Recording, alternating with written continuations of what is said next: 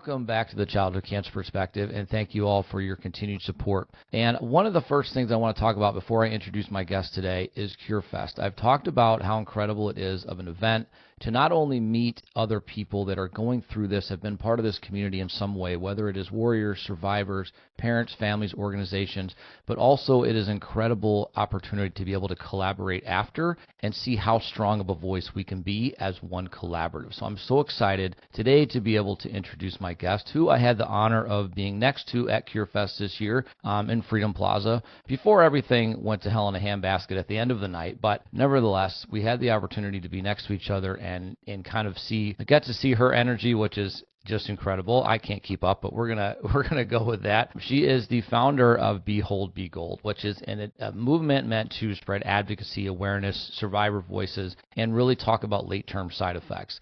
And before I introduce, I want to say that late-term side effects are something that often get forgotten about when it comes to children that are battling cancer, because we don't think very far beyond the 5. So I'm hoping today we can hear a little bit more about that, and you'll take away from this podcast that everything after you ring the bell or everything after cancer is quote unquote over is so much more of a battle than really anybody thinks about. So today, my guest is Juanita Prada from Behold Be Gold. Thank you so much for being with me today. Thank you, Curtis. I appreciate you having me, and I'm very honored to be here on your podcast. Very amazing. Thank you. Thank you. So tell me a little bit, kind of go a little bit about your story as what your connection is to pediatric cancer, how you became connected and part of this community, and how we got to where we are now. Yeah, so I became, I always say it's unfortunate to be part of this community, and at the same time, you are in it and you become just wowed and stunned of all the amazing support that you have it around you. So unfortunately, I got diagnosed with childhood cancer at the age of 10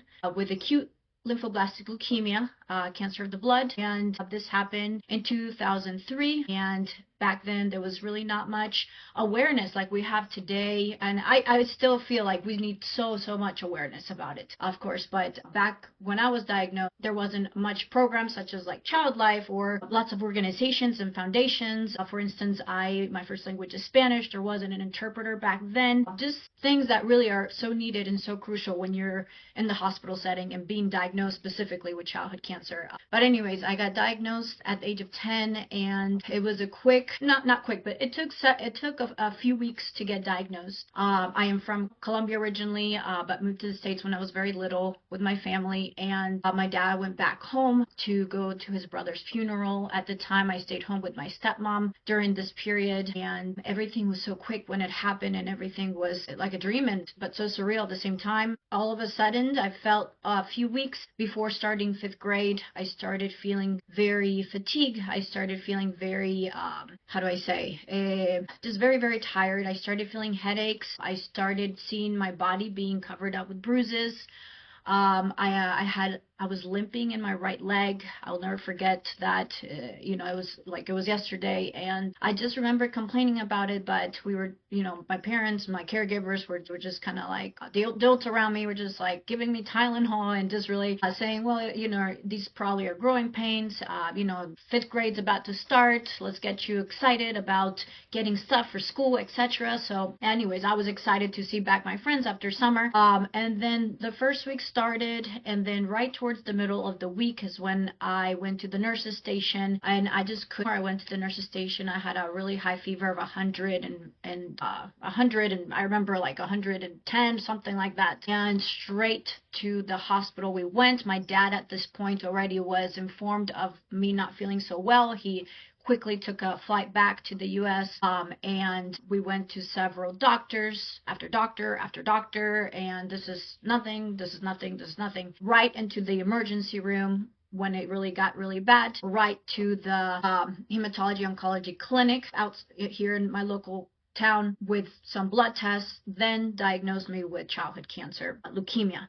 Right there, my stepmom, the doctors told my stepmom there's no time to go home. There's no time for anything, really. Juanita needs to stay here. We need to start treatment right now. When this moment happened, there was obviously stuff going on in the background that I wasn't sure about what was happening. Because hanging and feeling awful, I did get set aside into a room. I did kind of see like my parents were just very serious, and they didn't really let tears out, but very serious. And they let the doctor come into the room, very, very cold room, fluorescent lights. I have this poem that I read every time I do a public speaking engagement, and it hits home. Lots of tears afterwards when I speak about it, but I say, 10 years old, empty room, fluorescent lights, something, how did this get so bad? But the doctor came in, started rubbing my back.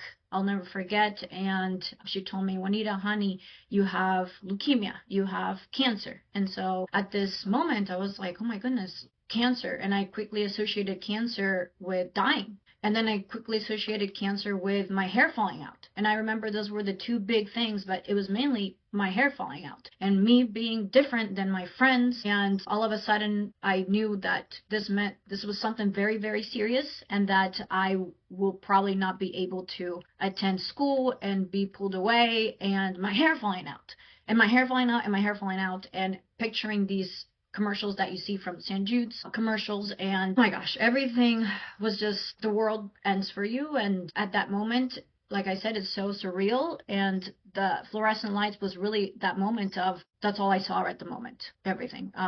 And so afterwards, like I said, my parents got sent home to get my stuff. Obviously, one parent stayed with me. And quickly, I remember getting a portacath. To be honest with you, I don't remember much, but I've been told so many times that kind of little by little, I kind of start trying to picture myself, but at the same time, little by little, remembering little stuff. And going to the surgery room to get the portacath in to be able to start treatment, and everything was happening so fast. And then doctors, surgeons were putting in my portacath. There was an infection that was happening called Klebsiella cellulitis. And I've been saying that word so many times now that it sounds so big and scary. And obviously it was big and scary, but it just sounds like I've never would have, I've been learning that word, Klebsiella cellulitis, and nowadays I'm an adult, I look it up, and it's just like, wow. And just the surgery went completely wrong. And that caused me to quickly go straight into a state of coma for a month. So everything, your child has cancer, or child's going to the procedure, you have to be staying at the hospital, there's no time to go home, your child now is in a state of coma, not waking up. My dad and my mom at the time, of course, I said I have a stepmom, so they were not together, but my dad called my mom saying, you have to come here, doctors. My mom at that moment, she did find out about my cancer through that day and everything that was happening, but through that afterwards state of coma for a month, my mom got called from my dad saying, you need to come. Juanita is not going to survive. The doctors say that this is a very, very, very, very low probability that Juanita is going to get out of the state of coma and survive. So it happened, everything so fast. And my mom came, my dad told him, you're going to come, ready to say goodbye. And then I don't know how to explain this, but I felt like there was so many things in my life that were chaotic in that time. Of course, this is huge, a diagnosis of cancer at a young age, out of the nowhere, perfect, healthy, jumpy child, happy, bubbly, and then later on this happened, and in the room you could feel the energy of kind of like the people who were mourning me, and then the people who were kind of still keeping that faith and that hope. And my mom coming in, I felt was definitely needed, and I felt, and she felt, that sense of like the energy and the spirituality that came kind of behind it. She also that day brought a priest and prayed over me, and she sang over me and anointed me, and it just felt like there was some bizarre energy in there that got me out of that state of coma. And I started, now the coma went from a stroke, and so the stroke, doctor said, everybody was amazed and shocked when this happened, when I got out of that state of coma. And now the coma led to the stroke, and the doctors came in, analyzed me, and now after some exams and everything, they said Juanita now has a brain of a 4-year-old instead of a 10-year-old. And now that meant there were many setbacks, and there was many, my whole life trajectory changed after that. And now Juanita needed to relearn all her activities of daily living. Juanita had to relearn how to pick up a pen. Juanita had to relearn how to walk, how to talk, spatial abilities. I remember when I would be home, and which wasn't, it was very rare for me to be home, but when I was home one day, putting, for instance, the forks and the spoons beside me and the cup in front of me and all that, I didn't understand how that went. So there was a lot of things of rehabilitation that I had to do. All the types of therapies a person can think of, I had to do. And I was inpatient for a year straight. I did not come out of the hospital for a year, and all I knew was the doctors, the nurses, the medical staff, the adults, the child life specialists, just the environment of being in a hospital, and just kind of very rare, like I said, if I was able to go home, just seeing my siblings and very little amount of friends because of the infections and all that stuff. And so little by little, I was gaining mobility again. But again, from by year, I was like in diapers at 10 years old, and all that really set the tone. I mean, I'm sure just me by telling you the story, you can visualize, a child who's 10 and now in diaper, so there was a lot of regression back. So that's why today I love sharing my story. I think the passion comes from all that, all the force behind it, when I share it, I feel like I'm so amazed and proud of everything that I was able to accomplish later on, which we'll get to, which is why Behold Be Gold exists. But I think just people who saw that miracle and saw that with their own eyes, including the medical staff that usually kind of just relies on statistics and really not, I think people just get stuck in like the, wow, like this is not possible kind of thing. And so after that year that I was inpatient, walking up and down, I do remember little things like I had the physical therapist come walk me up and down the flight of stairs. We would do a lot of that. I did have to wear an eye patch. My eye was very droopy, and I had to do a lot of work with my eye in the sense of exercises and try to get it back up. And I just remember being on steroids with my face so big and my eye being droopy, and I just remember just feeling like a monster. And I think that was a lot of my girlish, explain this, I felt very embarrassed of how I looked like. I just didn't realize how cancer, besides my hair falling out, made me now look like a monster. Really, that's how I can describe it. That's how I said it.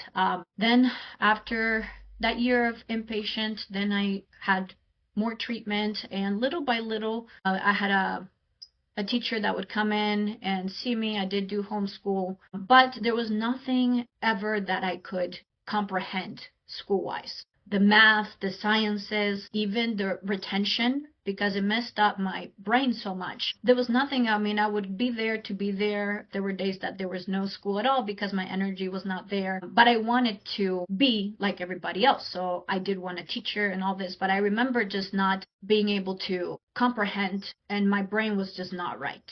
And I knew that I was not right. And the people who surrounded me treated me like a little baby, and that also felt not right. But at the same time, that's how I got treated, like a little baby. And because at the same time, I didn't understand certain things, because I guess from what I understand today, my brain did go way back, and I was literally effed up, and anyway, so we tried to do some normality, like I said, homeschooling, and seeing more normality at that time was being able to at least see friends every once in a while, not too much, but have that type of normality. My siblings as well, being able to go home and seeing my siblings and just having that sibling moment, playing video games, listening to music, whatever it was, being on the computer, AIM, MySpace, stuff that's today is different. But what else do I remember? The dog, the therapy dog coming, that having that also helped me cope. Going to the playroom helped me cope. Now we are, another year passes by, and I do start to rehabilitate, getting better in the sense of being able to be mobile more, being able to go down the stairs, being able to go up the stairs, being able to eat by myself, being able to take a shower by myself, being able to play video games on my own. Just stuff that before I couldn't. Keep going to the clinic, keep going to the hospital, and I went a lot to the neurologist because a lot of my problems were neurological. And after I would say this was in 2003. Then I would say like in 3 years, 2.5 years went by, and I was able to go back to school and just go maybe twice a week, little by little, even. But it would be very fortunate if I even went for a whole day. But that usually lasted for a couple hours, and I would go really just to lunchtime and the nurse's station and sit in a class for like maybe 30 minutes. So little by little I would be there. I also remember that this was a drastic change, and I really was very mad about. But going back to school, and now my parents telling me and the teachers telling me that, Juanita, you're not going to go back to the classrooms that you were in before. Now you're going to go to a special needs classroom.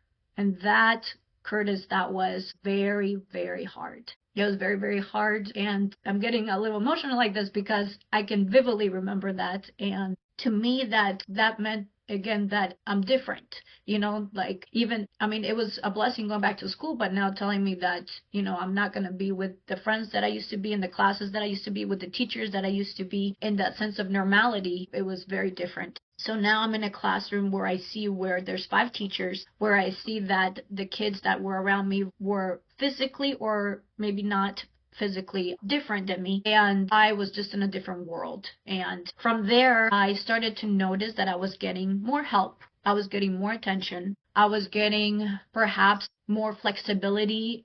For instance, if I took like a test or a quiz or whatever it was, as far as like, don't feel pressure, Juanita, you got this, so I felt more. From there, I started seeing, how do I say this, the benefits of it, right? So then I was like, maybe Juanita, this is not too bad. And that took a while for me to think like that, but I started kind of seeing the positive side of things and not get too down on this happened. So that was a mentality that gradually and slowly started to come. And then in school, there were many times where I wore wigs, I wore hats. I did get made fun of, perhaps not to my face, but behind me. One time I remember boys were playing basketball, and I remember somebody just knocking my hat off, and I felt naked because when you're bald, you kind of feel like there's nothing up there. And of course, there's nothing up there. And obviously that moment was horrible, and I quickly put my hat up again and put it back on, and then I quickly went inside and felt very embarrassed, and I went to the bathroom and I started crying. And there was just so many feelings when I went back to school that were positive but also negative. I sometimes would eat in the bathroom because I felt very embarrassed when I had my steroid face. I didn't want to be in there. And then I also had really good friends who would be understanding. Sure, like, of course, they got their talks at home with their parents, telling their child, like, look, this child has this or this teen has that. And then, yeah, I would say I grew up very blessed through my childhood cancer journey, having more positive experiences than negative ones in the school system. And what else? I finished my treatment around 2006.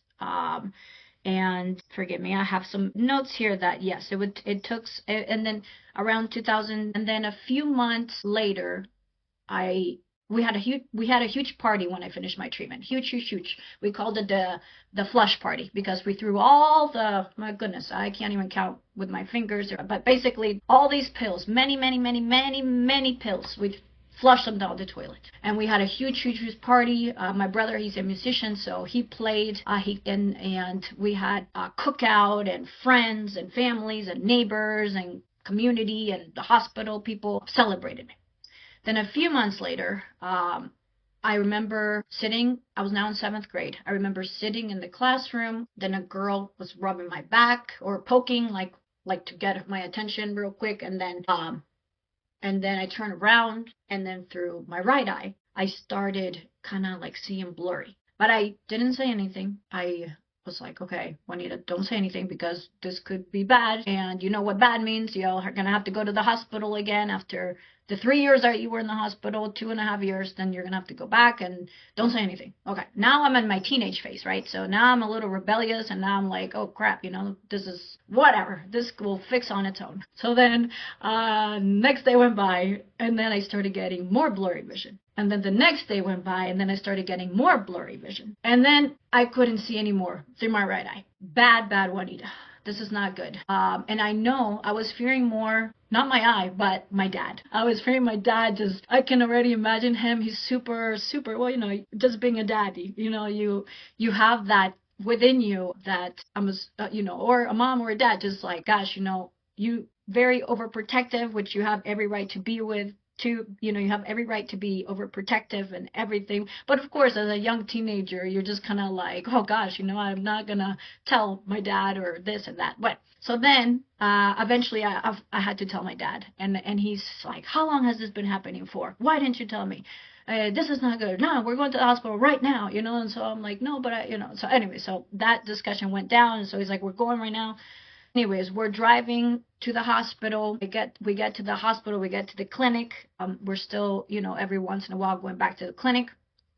And we get there, and this was again like 5 months after, and they're like, hey, your appointment wasn't till like another month or something. And we're like, hey, my dad said, Juanita can't see. She can't see.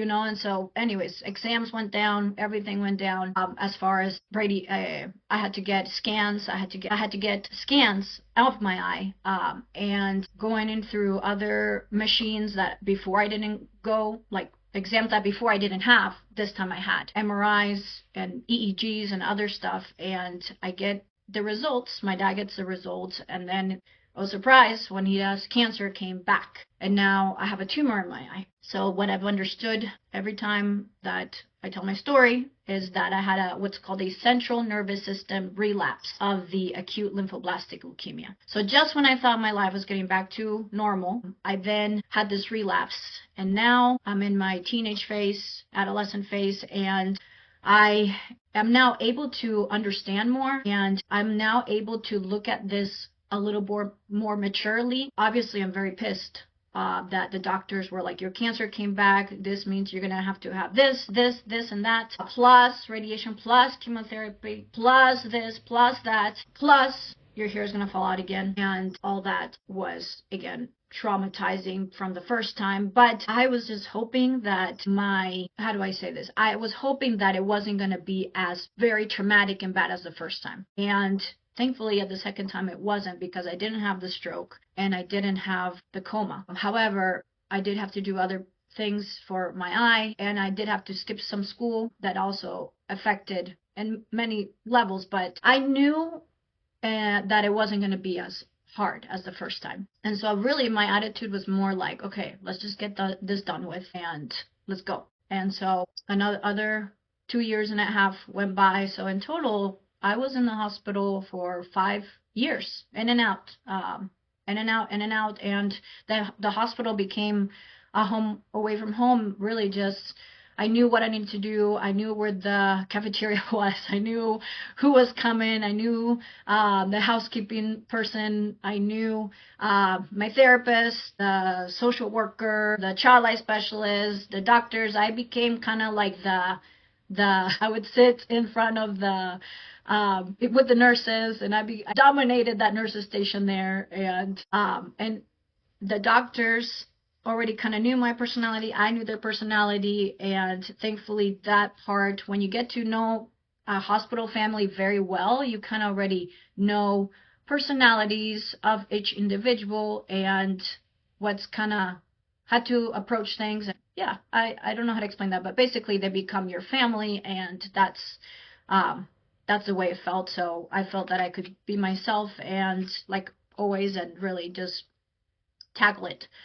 The second time, I would say that it was what affected me the most was, again, most was the appearance part, but the not being able to attend now middle school, high school things, such as, for instance, like high school football games or soccer games or any type of sport event, and not being able to attend certain festivities because I was in the hospital, because I was not feeling so well. There was many big things that were happening, even if it's family related or if it was like school related, that really affected me, and also huge parts of, why I created Be Whole, Be Gold was really shining a light on the late effects, which a lot of the late effects really bothered me, still bother me today, but I've learned to cope with them.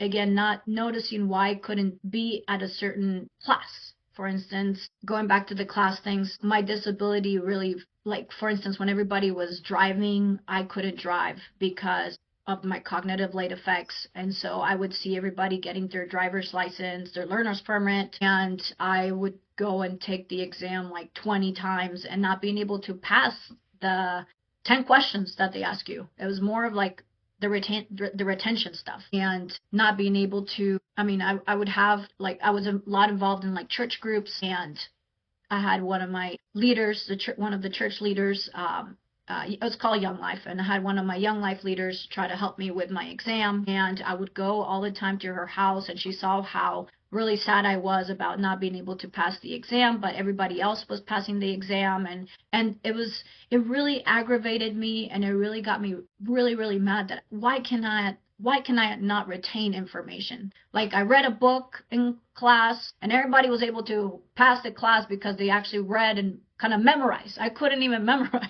So that type of cognitive stuff really, really got me really mad. And I remember being very fatigued at times as well, where I couldn't do a lot of things. I had also, my port was still in place just in case of anything, and I couldn't do sports. When I did do sports, if I were to do a sport, which I didn't do much, but I was either the one who would be helping out with the sports team, or even for me, it was very nice to be at the bench, just feeling part of a team. But at the same time, I couldn't understand the rules in the sense of, like, you have to be alert and you have to, like, strategically know what to do, and I just couldn't retain that. So sports, I would say, weren't and still aren't ever my thing, but even when I watch a sport today, I'll just watch it and be with friends and talk and socialize, but I don't understand the rules. I understand basics. Just get the ball for soccer, just get the ball in the goal, right? But for instance, other types of sports, it's very hard for me to understand. So when I socialize today with friends and they're like talking about sports and all this stuff, for me, I just don't understand that. And not just sports, there's other things, for instance, in school or even in life today at work, where I have to always have like basic rules, like basic bullet points is what I call it. I call the bullet point strategy. Just tell me the bullet points, 5, and then I can follow those steps, right?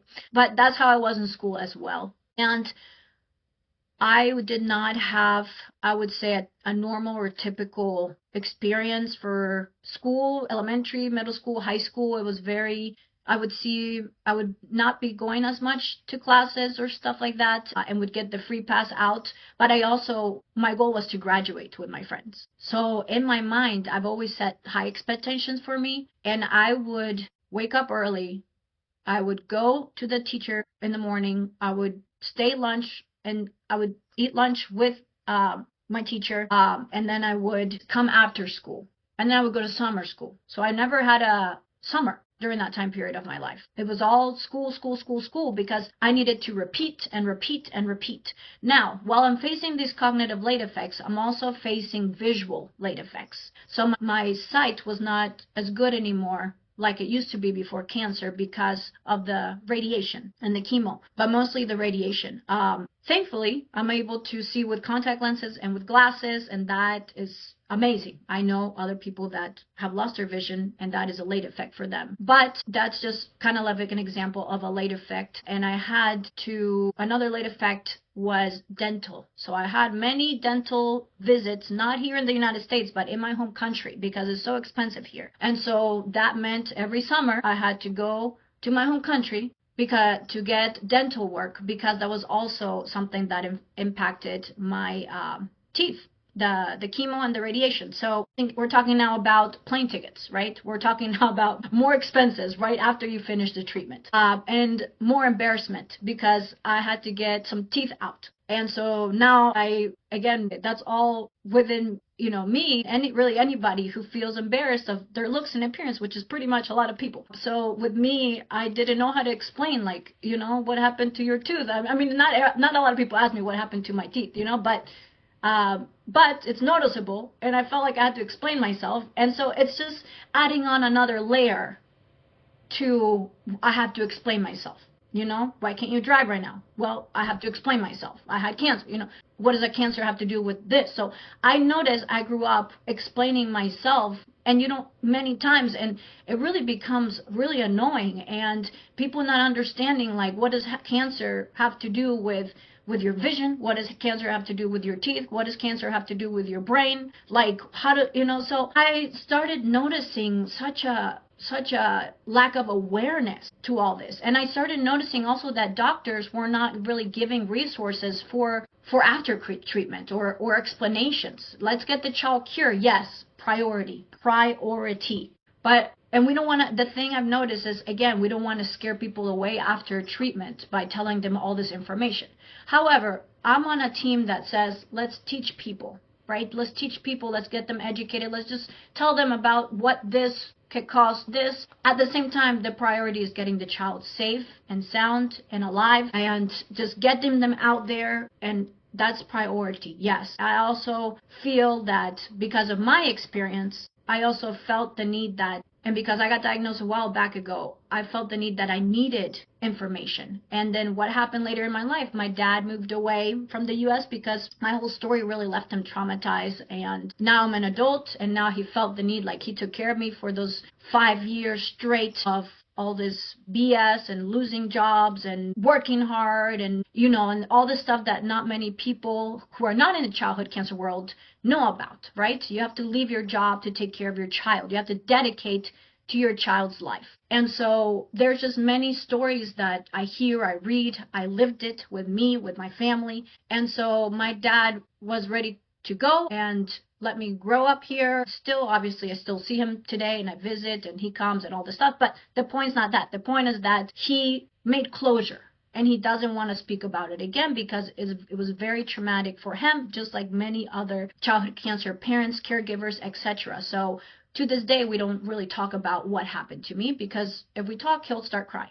So I need to find out what happened to me. And I never got a booklet. I never got something. I never know anything. So then I grew up now trying to seek for answers. Where did this come from? And where did that come from? And do I have this? Do I have that? Will I get this? Will I have that? Nobody ever told me anything. So that's in my location, right? Because I know other locations are very different and informative and all this. So I'm thinking more about my location. I graduated from, it was a miracle. I graduated from high school. It was amazing. I mean, everybody was amazed and everybody was like, good job, Juanita, pat on the back. You did it. You made it. Stay still. And so I was like, what the fuck? Like, what do you mean stay still? No, I see my friends. I see them, how they're conquering and they keep going. And so your world revolves around what your friends are doing, what you should be doing. If you're not doing it, you're not in the right timeline. So like I said, like the trajectory completely changed for me, but I still wanted to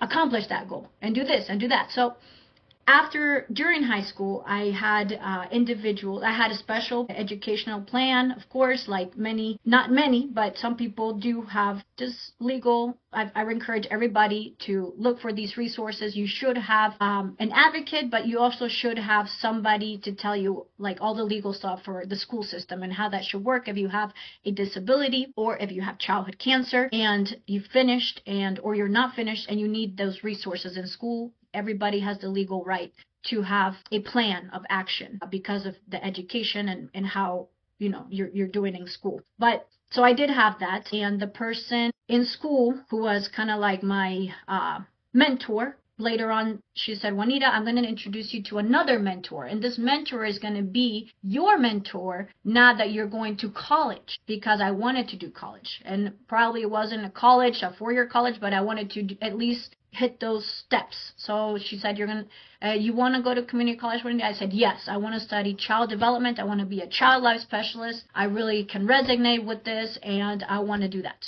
So at that moment, that was my goal. So we started with small steps, small goals. And so, okay, what do you need to do for that? I said, you need to have child development background. And so I went to community college with this new mentor. And this new mentor was like, hello, Juanita, I help you in life now.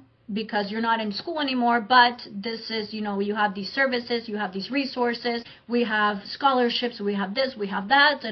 And my dad, before leaving, he said he was the one who helped me find all these individuals. And so I will always be grateful for my dad, not just for sticking with me through all those years, but also just not just leaving out of the nowhere, but also just getting me all these important resources, which a lot of people don't know about. So it was very important for me to grab all these resources and maintain with them. So because later in life, Behold Be Gold was born, and now what does Behold Be Gold do? Behold Be Gold gives these resources to other individuals who are going to need that help. So this new person came into my life. So he said, look, you need to think you're not like all those other people. You're not like your friends. Your friends did not go through childhood cancer. Your friends did not have to be in a coma for a month. Your friends did not have those, hard times in school, etc., etc. So you need to think of Juanita in your life and stop thinking about others, because those people are not going to think about you, and all this stuff. So he encouraged me and motivated me and empowered me to think and advocate for myself. And his name is Gary. And I'll never forget Gary. Gary was a really good friend through those years, a mentor. And then Gary's like, Juanita, you need to think about just thinking small. Start small and then think big. So what can you do? Can you take 3 courses? And I said, yes, Gary, I can take 3 courses. So what did I do? He helped me. He went with me to the community college and he spoke for me and he was my advocate. And he said, Juanita wants to get into community college. What do we need to do for that? So I went and took an exam. I did not pass the community college exam. I did not pass the exam to get into a community college. That's how bad my memory and cognitive stuff was, and my anxiety for taking tests and all this stuff. So later on, I had to take a non-credit class. So at the same time, while taking this non-credit class for a few months, I was like, okay, Juanita, get a job.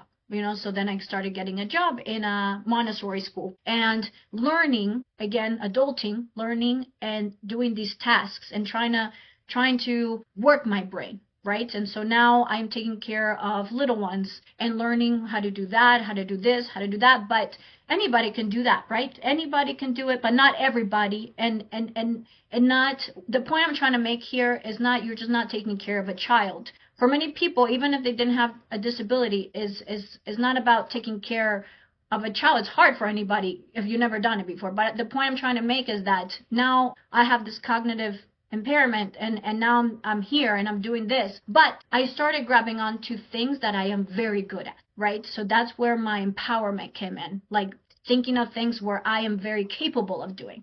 And so that became like a second language to me, and the routines and then what I had to do and the schedule and all this stuff. So I felt very good at this job. And at the same time, I was taking this class for the non-credit class. And then eventually I was able to get into community college after a year. And at the same time, my friends would come back home from their 4-year college and talk to me about their 4-year college experience, and that made me feel sad inside that, Juanita, you're so behind, Juanita, see. So anyways, there were so many emotions happening, and I was noticing I was focusing so much again on what everybody was doing. Again, nobody in my classroom went through childhood cancer. So I'm battling all these things in my head, but at the same time, I'm ready to keep going. Eventually, I do get into community college, and that took a lot of work, a lot of effort as well. But I also hung on to that hope and motivation that you can do this, Juanita. And getting, again, this Gary was like, okay, we're going to get you a tutor. We're going to get you this. You're going to be able to graduate with, you're going to be able to get your associate's degree. I was able to get my associate's degree after 3 years. So then after 3 years, now my friends are getting their master's degrees. So, and I'm on my associate. So again, I'm looking at everything like, again, is this a competition? This is not a competition. You do you, Juanita. So then finally, after I get my associate's, now I want to get my bachelor's degree. And so all this I am doing with new people from a community college who have no idea what happened to me, right? No idea. So then people, again, start asking questions. What is that scar? why are you going with that person? Why do you need a tutor? People just are so noisy, it's just like, you do you, I do me. But at the same time, I felt myself to explain myself. And if I ask for help, for instance, for like another student in the class, I feel like there is just kind of, I don't know, it becomes so annoying. It became so annoying. And at the same time, I got through it. But I always tell one person in the classroom, if something ever happens to me, as far as something health-wise, please call this number, which is my mom's number. So I've started learning to become more independent with that job, with this college stuff. And then I said, my parents, that at the time after community college, I had to get what's called I forgot what it's called, but basically an exam to check your neurology status, basically. I know that sounds funny, but it has a name. Neuropsycho exam, something like that. I don't know. But basically, it's like I go to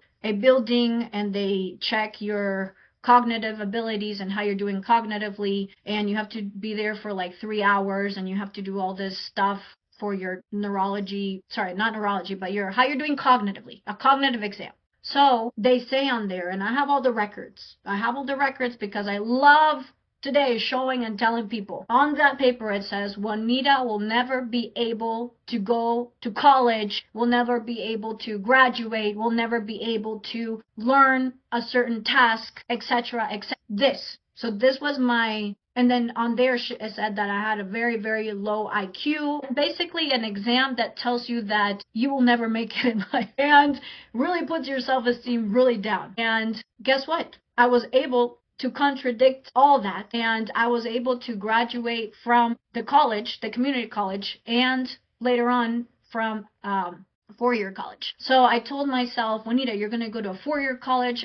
And again, people were like, Juanita, don't, it's okay, patting my back. You already kind of proved what you needed to prove. And I'm not proving anything to nobody. I want to do it because I want to be on a certain field and I want to have a higher education and this and that. So I kept going and going and going. And after that, I applied to 3 colleges around my area. And I always had to keep in mind that of my health. And I've always been very conscious of my health and knowing that I need support. I need community. I know people. I need the hospital close to me.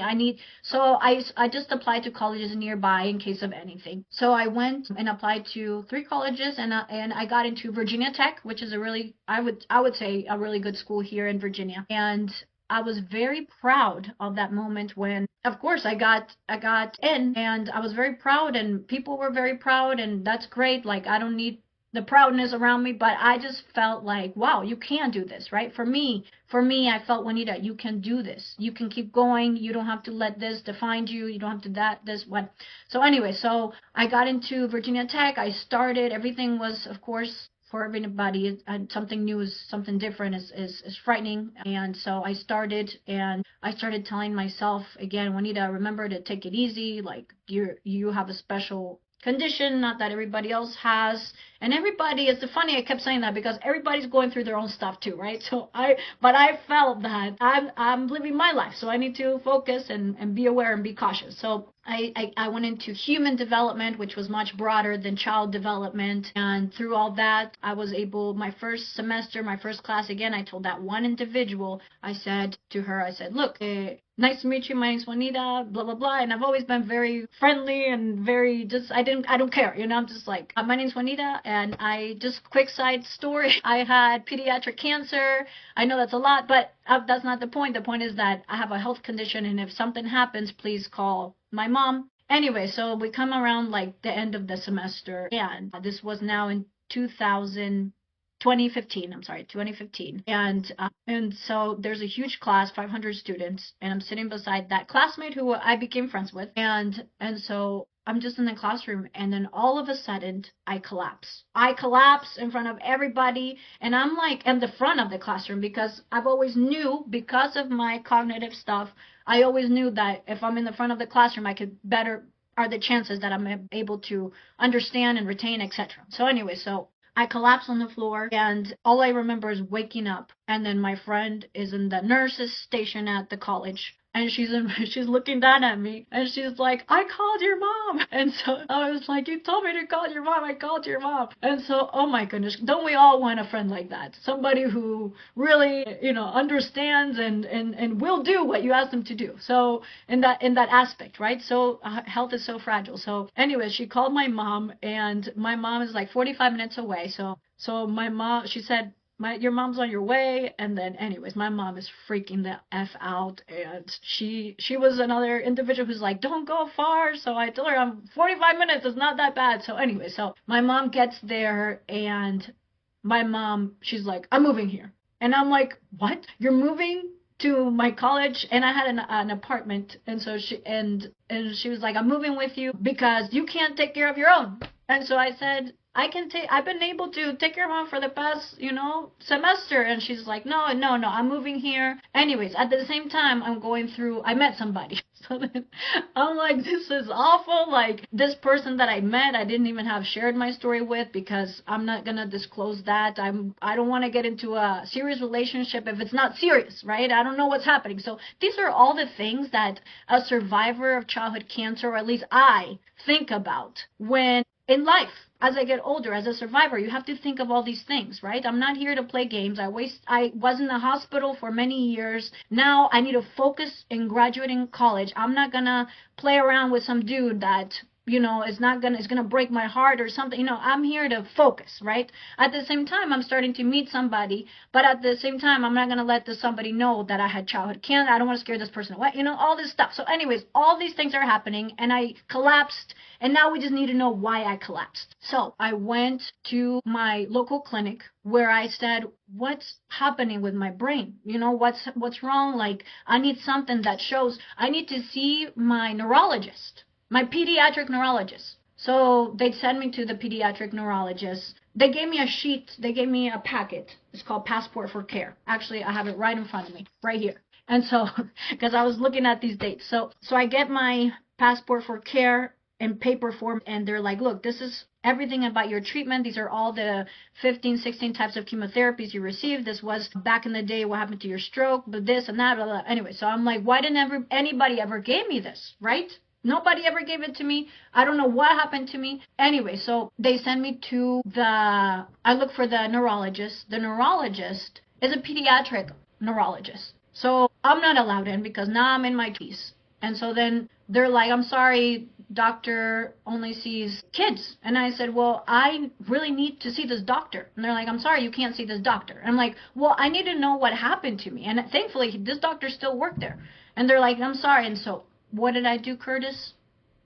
I stood there, and I cried, and I begged, and I said, please, please, please, you don't know, I really, really need to see this neurologist. I don't know what happened to me as a child. I don't know what part of my brain is effed up, but I need to see this neurologist. So they saw, until I begged, until I cried, until I wept, they would finally let me see the neurologist. They said, you know what, you know what. So they called me 2 days later, because that happened that day, and then they're like, we'll call you, blah, blah, blah. So anyway, so then I get there, I get my appointment, and then the neurologist went through everything with me, and then the neurologist was amazed and also like of how grown I've gotten, and amazed of how I'm doing, and amazed that I'm at college, and amazed that everything that said in my records that I was not able to do later on, and amazed that he saw me walking, because he saw when I couldn't walk. And oh my gosh, it was crazy. So I leave, and the receptionist says, did you have a good visit? And I said, yes. Oh my gosh, thank you so much. Thank you, thank you, thank you. This was a blessing. This was a prayer that was answered. I really appreciate it. They said,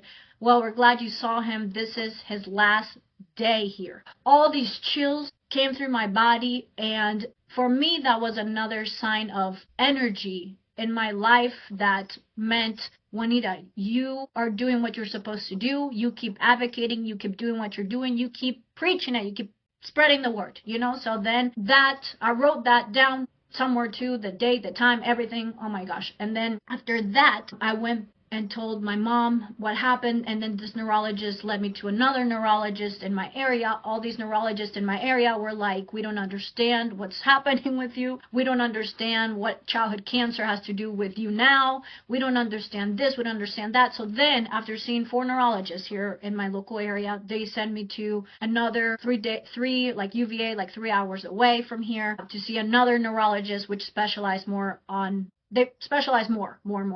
So basically, I get there, I get my meeting, then I got diagnosed with epilepsy. And then the further examination they did, the further they saw that there's a part of my brain that is not, that just really got affected. And this all later on got explained to me by my childhood cancer oncologist, by my childhood cancer neurologist that I saw, that by just other individuals in the healthcare community that I saw later on, who were putting the pieces together and everything it took to put the pieces together. And that took quite a while to do that. And they told me that, Juanita, you have epilepsy.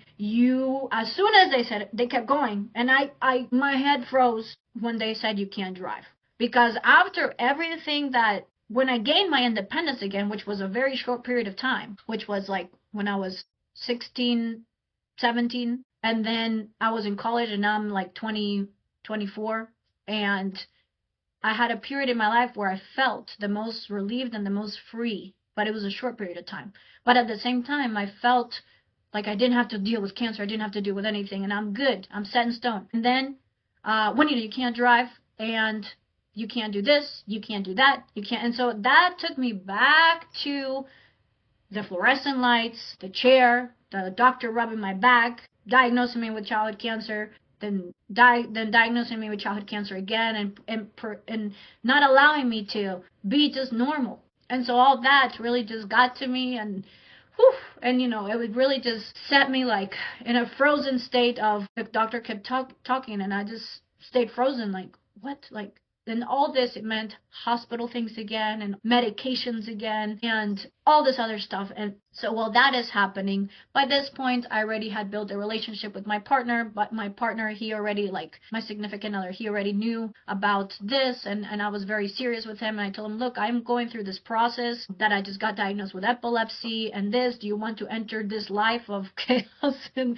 yeah, we're still together. We're hanging strong today. Things good. And, but that was like a little side note there. But at the same time, I another side note, I did graduate from Virginia Tech. At the same time, I went to Washington, D.C. to do a child life program at Children's National. That was still one of my goals. And after that practicum that I did at Children's National, I came back, and that's when seizures hit harder. This was now in, when was this? This was now in 2019. And seizures started hitting harder because they were kind of gone through the Virginia Tech phase, but then they came back. And I noticed that my body was giving too much. I was working too hard that I always tell people that perhaps in that time where I was trying to really think and do all this stuff, my body, my brain unlocked a key that said, okay, let's let these seizures come out. And so then I started getting the seizures after that practicum, but at the same time, I wanted to continue with this goal. So I kept volunteering at my local children's hospital. I volunteered there for 7 years with the child life department, and then eventually I got an assistant job for child life. But then I started noticing that the work and everything my body was giving was making me more ill.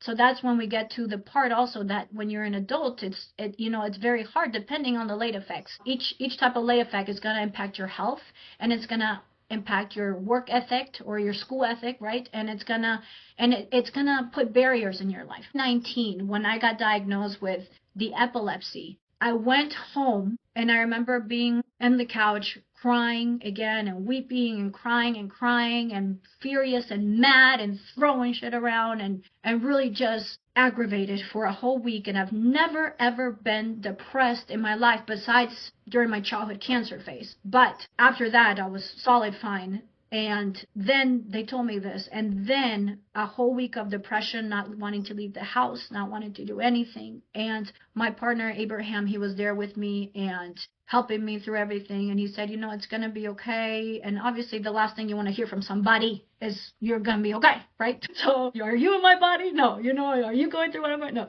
So, but anyways, I stayed in the couch, and then all of a sudden I felt this energy within me. I felt an energy, like the energy that got me out of that state of coma, that maybe things are going to be okay. But we have to look at things through another perspective, just like when I was in the classroom with looking things at another perspective. And instead of crying about it, let's get up, let's take action, let's do something, and so I did, and I got up and I started writing words that were just coming within my body. And I started saying, behold, behold, behold, behold. I jumped up and I looked at Abraham, and Abraham's like, are you crazy? And I'm like, behold, behold, behold. And again, he's looking at me like, are you crazy? What's wrong with you? Do you need, something? And I was like, behold, behold, give me a pen, give me a pen real quick.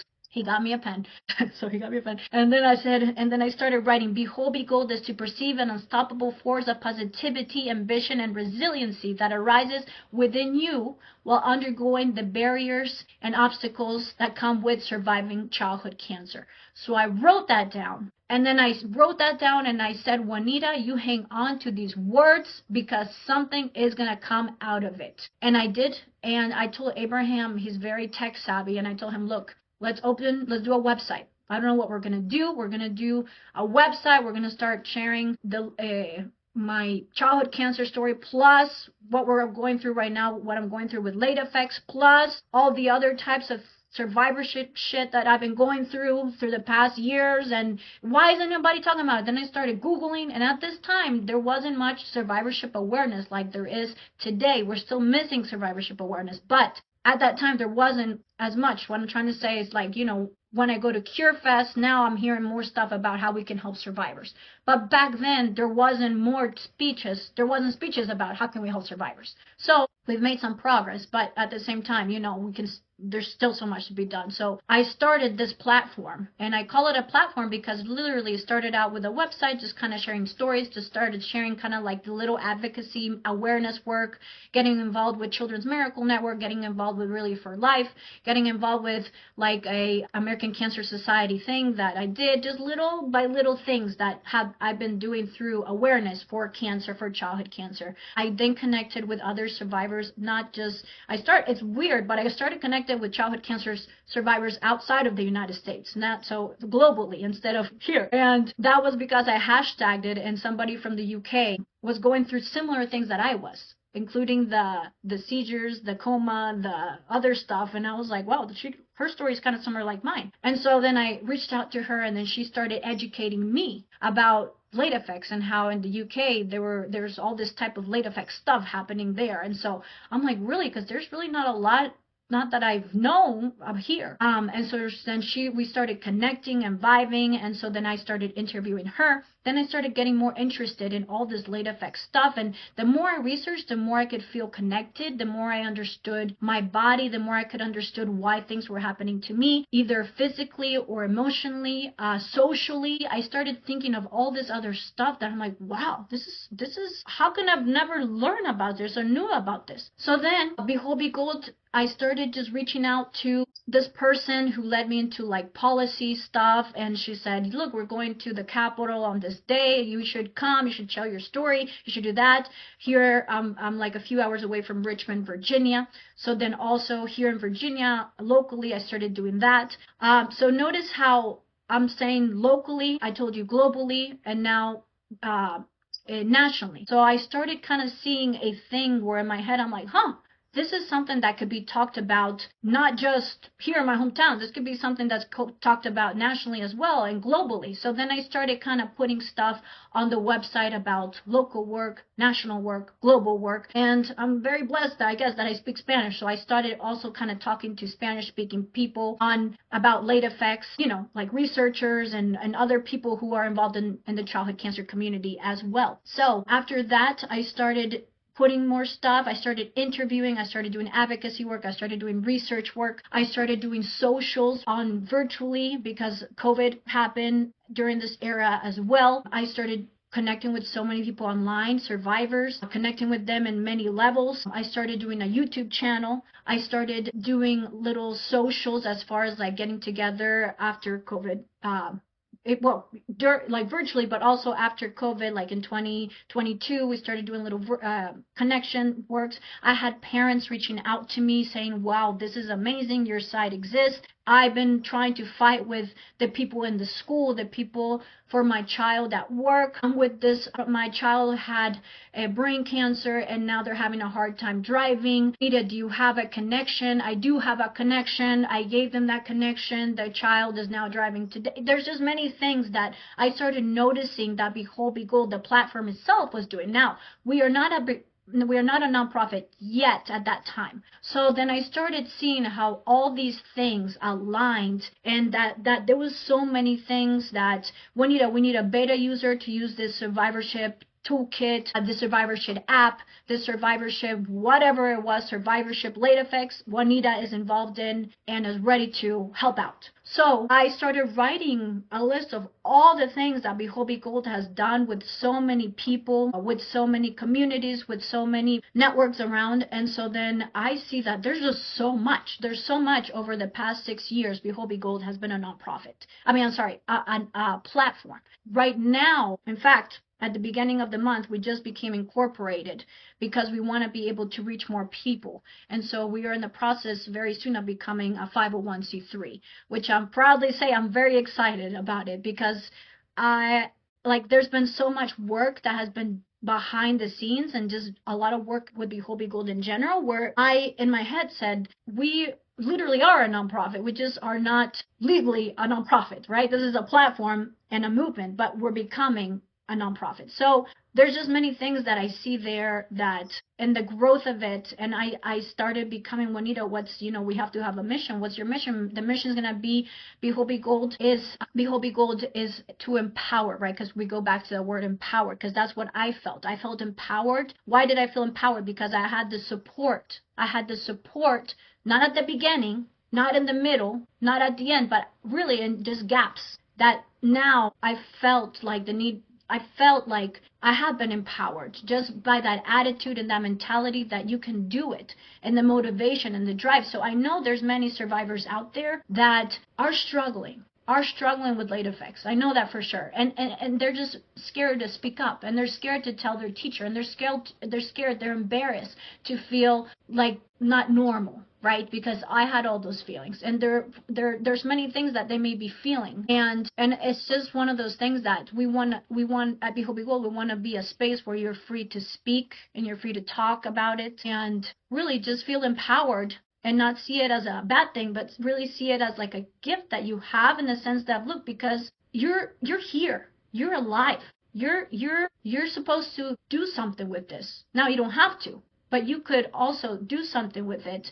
And instead of looking at it as a negative thing, see it as a positive thing, because you're here breathing, and that is a gift. And that, to me, it took a while to kind of see, but for the past, I would say 10 years now, I see it as like a miracle, which it really was from the beginning. But I just see it like, wow, after everything that I've gone through, and this is not just me, right? Behold is not just me, and I want to emphasize that to many people. This is not just me. I started it, but really I'm talking about a group of people who are not seen and need to be heard and need to be helped and need to be supported, and not just them, but their families, because you can't, it goes together. The childhood cancer, it's affecting the child, but it's also affecting their nuclear system around them, right?